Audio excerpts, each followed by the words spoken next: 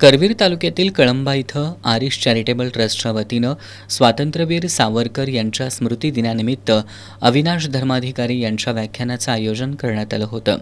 सुरुवातीला मान्यवरांच्या हस्ते स्वातंत्र्यवीर सावरकर यांच्या प्रतिमेचं पूजन करून अभिवादन करण्यात आलं। यावेळी माजी आमदार चंद्रदीप नरके, गोकुळचे संचालक अजित नरके, राजवीर अजित नरके आदी उपस्थित होते। या प्रसंगी बोलताना धर्माधिकारी यांनी कणखर भारत देशाची संकल्पना अस्तित्वात आणायची असेल तर व्यसनाधीनता सोडून राष्ट्रप्रेम जागृत केलं पाहिजे असं सांगितलं। छत्रपती शिवाजी महाराजांची प्रेरणा घेऊन सावरकर घडले। सध्या मात्र कम्युनिस्टवादी राजकारणी धर्माधर्मात तेढ निर्माण करून हिंदुत्वाबद्दल द्वेष फैलावतायत। सावरकरांना काळ्या पाण्याची शिक्षा झाल्यानंतर त्यांच्यातील हिंदुत्व जागृत होऊन त्यांनी अनेक कथा, कादंबऱ्या आणि देशभक्तीपर कविता निर्माण केल्या।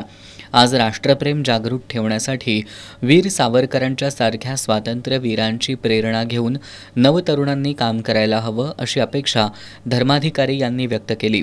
यावेळी कुंभी कारखान्याचे संचालक बाजीराव शेलार, राहुल खाडे, SP चौगले, प्रकाश पाटील यांच्यासह कुंभी बँकेचे पदाधिकारी, नागरिक उपस्थित होते।